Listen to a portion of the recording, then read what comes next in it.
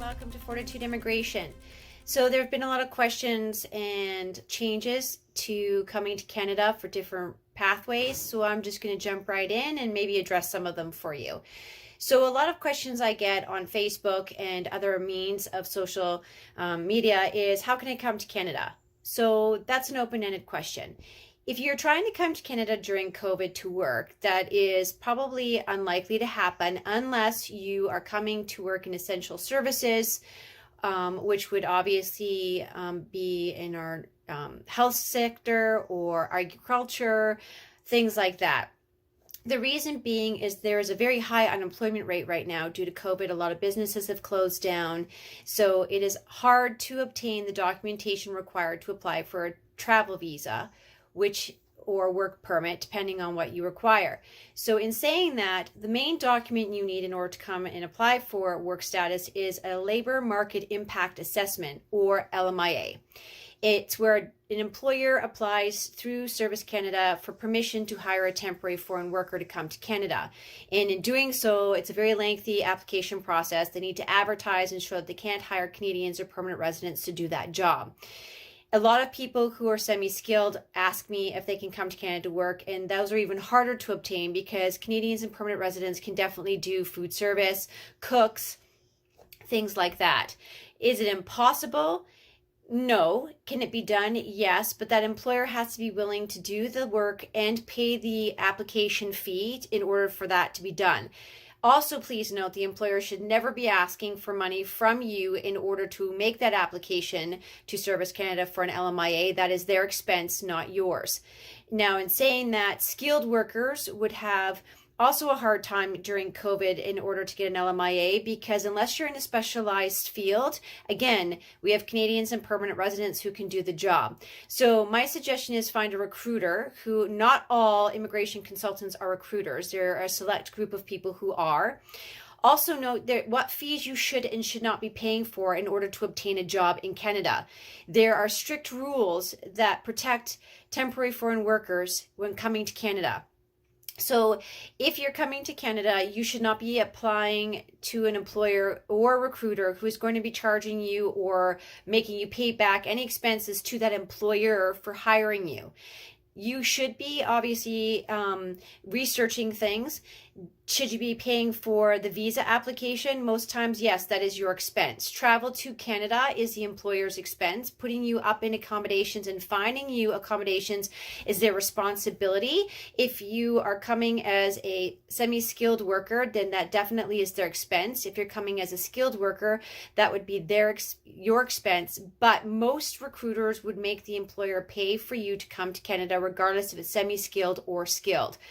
Now, again, there are certain requirements in order to be granted a work permit, and an LMIA is pretty much the main document. Now, if you're coming on an intra-company transfer, that is a whole different process altogether. So back to my question. Can you come to Canada to work in Canada right now due to COVID? It'd be highly unlikely. So trying to seek that out is probably more impossible, but you can still apply for jobs through Job Bank and Indeed and other means to apply to the employer. If the employer knows you're trying to seek temporary foreign status as a worker, they most likely will not entertain that idea. But there are still some that are getting applications approved, but again, you would have to seek out a recruiter to do that. Now, coming under permanent residency, again, you would have to meet the requirements of express entry as a federal skilled worker and or provincial program, but most provincial programs required a job offer, and those are hard to come by, as we just discussed. And except for Saskatchewan and Prince Edward Island, they do not require a job offer to make an expression of interest. Now, the big change, and I want to address this one, is coming to Canada to visit family members during COVID. Now, if you're a Canadian citizen or permanent resident, the travel ban exemptions had immediate family members as part of that exemption. And you would then have to follow the process, which is applying for a visitor visa if you're part of a country that requires that, or an ETA if you're part of a country that doesn't require a visa to entry. And then obviously you would need to meet the requirements of a visitor visa, which has not changed. But the fact that you are part of the travel ban exemption is a good thing as an immediate family member. then you would not require permission after you got your visitor visa or ETA to enter Canada through IRCC, because you would be coming to visit an immediate family member who is a Canadian citizen or permanent resident. Now, major changes have come. If you have a girlfriend or boyfriend here in Canada and wish to visit them, or a sibling or half sibling or step sibling, or you are a grandparent or grandchild wanting to come to visit somebody here in Canada, this is now part of a uniting with an extended family member who is a Canadian citizen or permanent resident, and that is a major change. So somebody who wants to come visit somebody who you've been dating, which is called an exclusive dating relationship, which isn't common law. You're not married. They could be your fiance. You could be dating them for, a length of time, and now you want to know if they can come to Canada to visit you. You must be in that relationship for at least 1 year, and you must have shown at some point that you were in a physical presence of that person. So an exclusive dating relationship means you're in a romantic relationship with a Canadian citizen or permanent resident, have been in that relationship for at least 1 year, and have spent time in a physical presence of that person at some point during your relationship. Examples of exclusive dating relationship include fiance, committed romantic partners for at least 1 year who live together but don't meet the definition of common law, boyfriends, girlfriends, or any other couple in an intimate, loving relationship. Now, during this process, you can also be, like I mentioned, a non-dependent child, which is an adult child. So let's say you're here as a permanent resident, but your adult children are not, and you would like them to be able to unite with you. That would be them. If you have siblings, half siblings, or step siblings who want to come and visit you, meaning brothers and sisters, half brothers and sisters. You are a grandparent who wants to come and visit, or you are a grandchild. Which means that you are non-dependent of somebody here, which means you are an adult age. Then you now can make an application to apply to come to Canada and unite, which is the same process. You would need to make a travel visa application or an ETA if you're part of visa application exemption. And in that application, you need to fill out additional documentation, which are additional forms that have been added, and include those in your application, which means that you can prove that you're part of this extended family member process.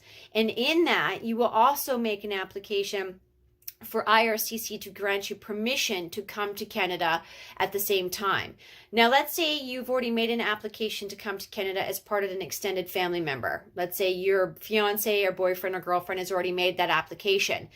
And then once that visa application is granted, then you will now need to make an email to IRCC asking for permission to come to Canada as part of this excluded family member exemption.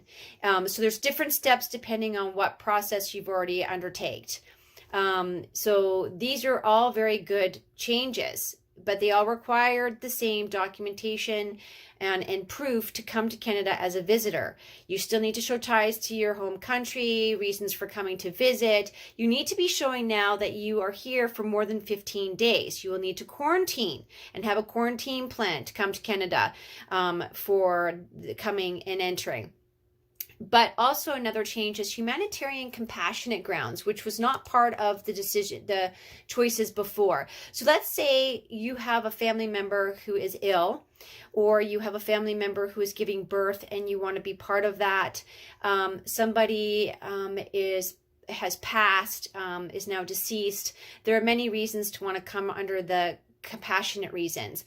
Examples are being present during the final moments of a loved one in their life, providing support to a person deemed critical ill, providing care to a person who is medically requires support, attending a funeral or end of life ceremony, coming for the birth of a child. There are many reasons now. So the compassionate reasons requires authorization for you to come, which is the same application as a TRV and or ETA if you're a visa exempt. Again, there's additional forms and processes you must follow. But because you're coming for compassionate reasons, you would not be coming under the quarantine plan. So therefore, you also need to get authorization from the Public Health Agency of Canada to enter Canada and not be part of the quarantine requirements. Again, an additional step. So like I mentioned, there are lots of changes that have occurred. If you have further questions, please feel free to contact me through WhatsApp, email, Facebook, and I would be able to further assist you. But please note there are fees associated to somebody's time as an RCIC. Advice is not free, and if you'd like more information, then feel free to contact me. Please also make sure that you're contacting RCICs, which are Registered Canadian Immigration Consultants, in good standing. There are a lot of YouTube videos out there where people are just randomly giving information. Please do not consult people who are not registered in good standing with ICCRC. Do not contact agents. Make sure you're consulting people or lawyers who are legally able to give you advice, because if you do so and contact people who are not RCICs in good standing, you take their sole responsibility of getting wrong information, incorrect information, falsified information, end up paying fees that you should not be paying for, paying grossly out fees that are not even in the realm of things that you should be paying for. So you need to do your own research. You are held accountable for your own choices in life, so make sure you're doing your research. You can definitely contact ICCRC on their website and find out if that person is in good standing and licensed as an RCIC. So do your own homework, but feel free to contact any RCIC and get more information. A lot of people, RCICs do charge for their time, as mentioned. Fees are obviously going to be randomly different because there are different RCIC charge different fees for different things. But yes, feel free to contact anybody. The information is also on the IRCC website. But yes, feel free to keep in touch and follow my page and my YouTube page, my Facebook page, because I update frequently all of the changes that are coming across. So thank you very much for watching, and I hope to talk to you soon. Thank you.